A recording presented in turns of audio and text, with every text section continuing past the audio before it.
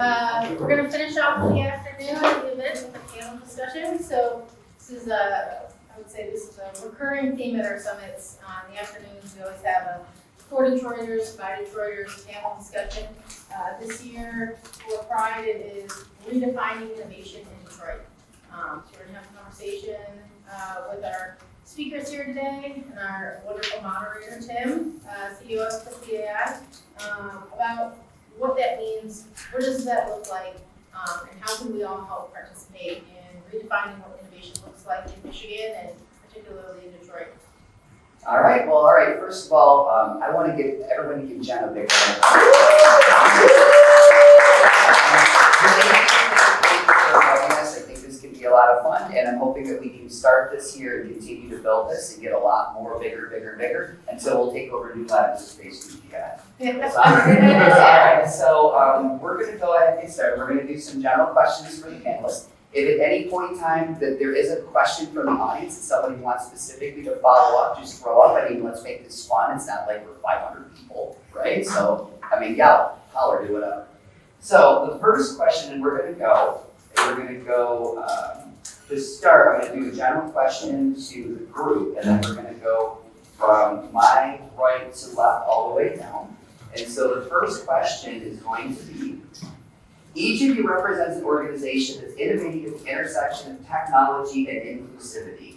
Can you share a concrete example of how your team has embedded inclusive design or accessibility into a recent project, program, or strategy? Yes. So during my time here at the Apple Developer Academy and being a code mentor, we know that Apple is very big on accessibility. And one slide that stuck with me is like 1 out of every 6 person has some type of accessibility issue. So as we're building our software products, we need to make sure that we have accessibility at the forefront, right? We always include it as an output, that should be within our planning phase. So some things that we do is like dark mode support, dynamic text, voiceover, things of that sort. And even when we deliver content, in our keynotes, we include in our presentation notes, like what we would say in the slides, so for people with low vision, they can still participate with our slide deck with the use of voiceover or screen reader, like reading the slides. So we include that. That's awesome. Thank you. Very cool. Yeah, I mean, you guys just live it, right? Seriously. So exactly, inclusivity and accessibility is the main goal of the vulnerability. And for example, if I were to give you an example, the recent project that we are working with designing or redesigning CPQ. CPQ means pricing, coding, and building your vehicle. And so here, accessibility and inclusivity is very important because buying a vehicle is a kind of technical thing, and not all people have technical knowledge about the vehicle.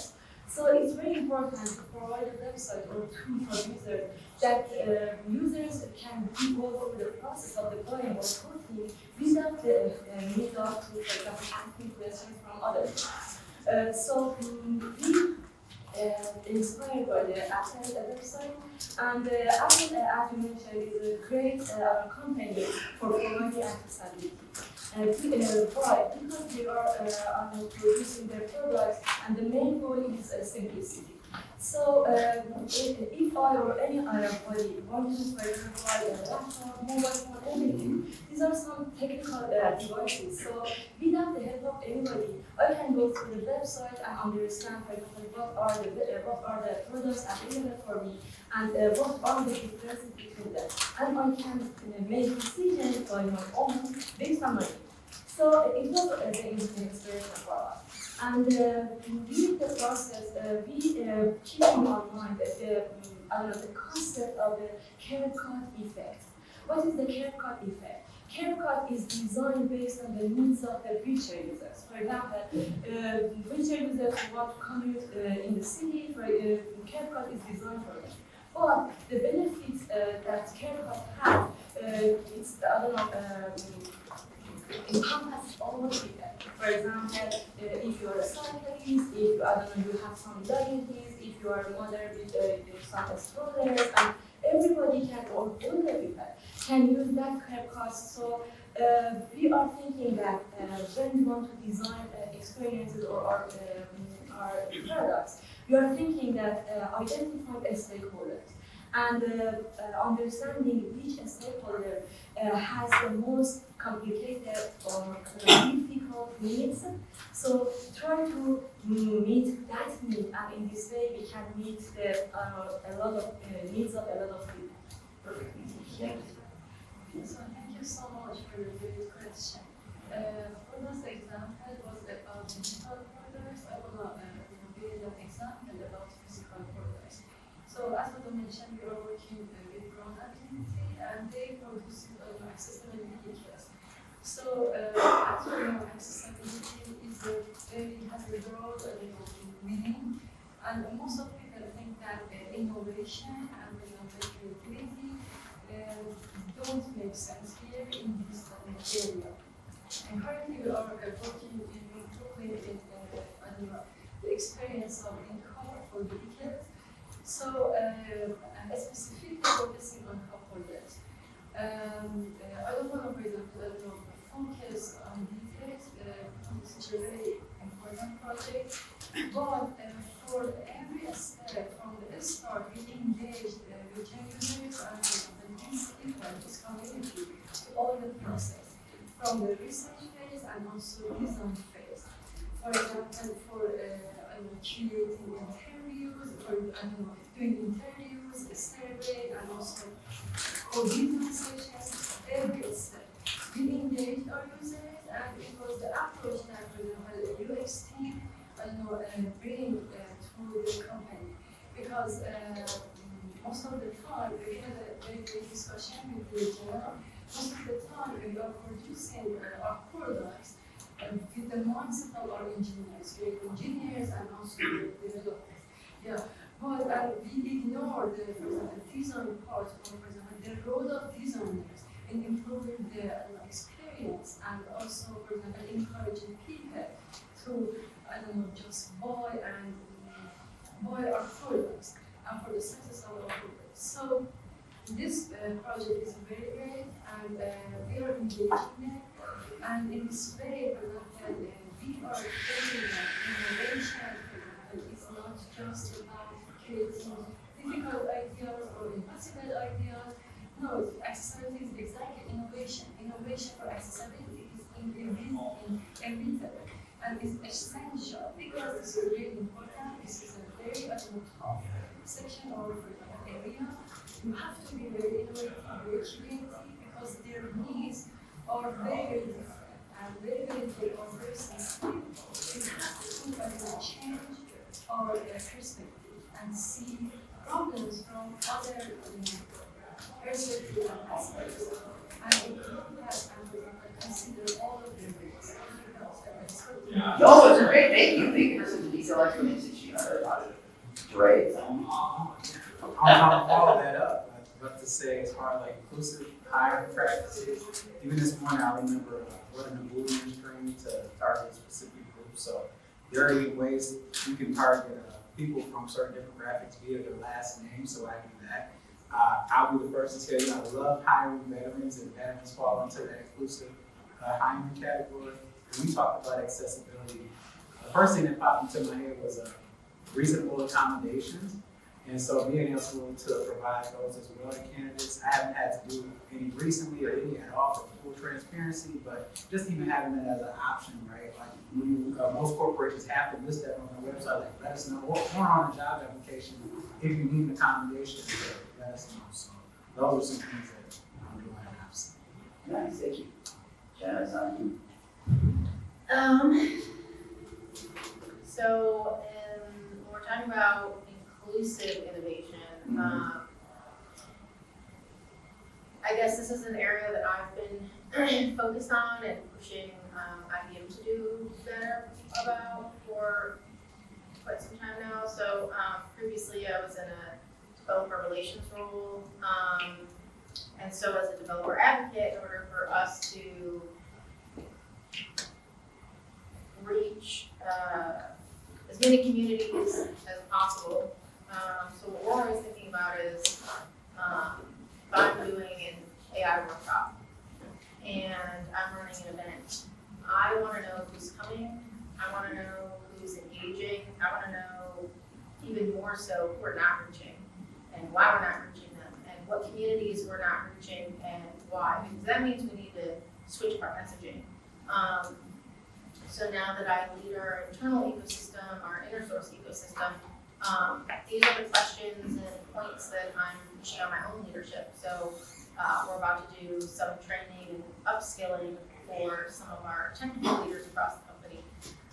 I said, well, I need to know what region they're in. I need to know their demographic information, and especially at a company like IBM, IBM Legal, they, it's ingrained in leadership that there's a balance between protecting PII, your personal information, and having enough information to do what you need to do and actually execute on what you need to do. So we can't collect PII unless it's absolutely like business critical. In order to scale adoption for your technology, I would argue that's absolutely business critical. Because if you're missing 50% of the population and getting them upskilled and adopting your products, then you're missing, half the market. And looking at other demographic details like that too. So one of the things I was looking at for an upcoming enablement sessions we're having is roles.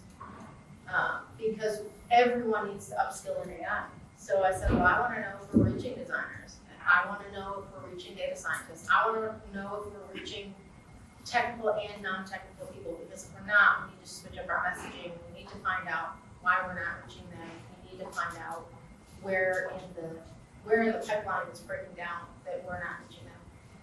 And as these companies now, I'm sure you've probably seen a lot of them are making the shift to open source or participating in it more. Everything was very proprietary. Like back when I started, you had to request an API key and wait like a week or two, Yes. right? And you only had access for a certain amount of time, and sometimes they deny it, and it was a whole thing. Well, now you can, find an open source project, you can look at the source code, you can hook things up. If you need to buy some tokens, you can, but you're not going through human beings being blockers to do that. So it's really pushed and scaled the argument of how important it is to prioritize inclusive communities and reach, because the AI race is not going to be won by one company, but the ones that are going to come out on top are going to be the ones that are building a product for everybody. Right? If you were selling cupcakes, would you only want to sell them to 5% of the population? It's just bad for business at this point. Great answer. Okay, now I'm gonna break it up a little bit, because actually, Nick had me thinking earlier, he had a slide, and so this is off subject, you didn't see this one. So I was looking, and you had a slide up that said 3% of people that are working currently in tech identify as LGBTQ+, right? And that to me seems ridiculously low. And I don't know if that's a factor of a combination of things, like, is it people are afraid to let other people know in that space and identify and wave and hold up their hand and say, I am part of this community? Or are we really that bad at attracting people of that skill set? Mm-hmm. So when I looked it up online, I was surprised, but also America kind of go back in time. Yeah. And I do think there's some factors, because people like fear of workplace discrimination, right? I know from my personal experience in college, I come from a mechanical engineering background, and when I did internships and things, I had to code switch and really progress a lot of who I am just to get an opportunity. So I was in very hostile environments sometimes. Not really hostile, like physical hostile or anything. Passive hostile. Yeah, like a lot of passive aggressiveness and things of that sort. I don't think that plays a factor. I'm grateful to be in such a progressive city, to where I can be who I am and not feel ashamed about it. And do my full self at my workplace and Fair enough. But I do think, like, events like this where, you know, I can get back to the community and be a representation that I wish I had growing up, right? Goes a long way. Yeah, I agree. Thank you. That was excellent. All right, now this is gonna be a general question for the group, but I'm gonna pick on Trey first. I think that this is this is gonna kind of fit for him. So Detroit has a rich history of ingenuity and resilience. And how is your organization, this is perfect for you, helping to shape the next generation of talent, particularly from underrepresented communities within the innovation economy? Okay, so thank you for the question, Tim. I want to piggyback off what Nick said to a degree, right? I often tell people in my intimate circle, like, be the change that you want to see. So get yourself out there, put it. I would say that my call to action and challenge to the audience as well is that if you have a story, speak up, right? Because you have situations, everybody has a story. And I feel strongly that by sharing your story with others, that's how we all, grow and learn. And so today I came here to do just that, right? Like share my story, learn about others, and put yourself out there. So that's what I would say for that. Awesome. Excellent response. Jenna and you. What? Okay. Detroit has a rich history of ingenuity and resilience. How is your organization helping to shape the next generation of talent, particularly from underrepresented communities within the innovation economy? So, one of the things that I've been at for a very long time through our foundation is our Skills Build. We have a Skills Build platform and a Skills Build network. So we have a platform that is all free training, certifications, enablement materials. So that's specifically through our foundation. So that is content that can never be sold for profit. It can't be monetized in any capacity. And that part of the company also sits within our corporate social responsibility organization. So we have very specific initiatives in addition to our commitment to upskilling 30 million people in AI by 2030. We also have a commitment to upskill 2 million people from underrepresented communities. Now, that number is still too low, but it is promising to see that we have leaders across the company who put in the time, put in the work, and put up their budgets to help support things. So we, in 2023, I was my leadership to bring the first hackathon to the Afrotech conference. And it was like 2 years and 2+ years in the making. It almost didn't happen. And since 2023 now, we've been working with Gladly to help them add more hands-on technical training to the conference. So we're going to have a hackathon for this year that will actually be part of the conference. That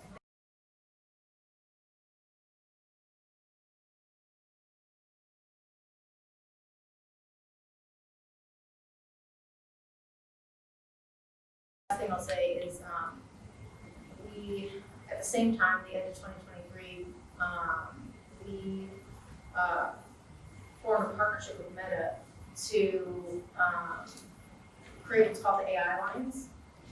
And it's startups and enterprise companies, AI companies from everywhere that are coming together collaboratively to prioritize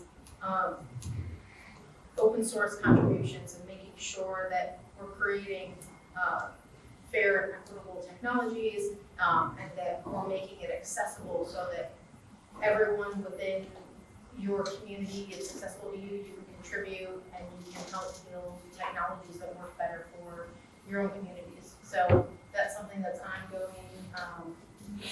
We'll eventually have things going in Detroit as well to bring them over here. So there's things that are going. It's to Nick's point, it's a challenging time. This is not the year. So much progress, I would say, had been made up till January. So it's definitely like we have to be a lot more strategic about it. But, like something we did with Google, so for Black History Month, I was able to, work with them to strategically put budget for the Black History Month Summit because we used the Build the Gap campaign, right? So we're finding avenues to apply things to, do the work, within the communities that need it most. So resilience and rebranding. Yeah.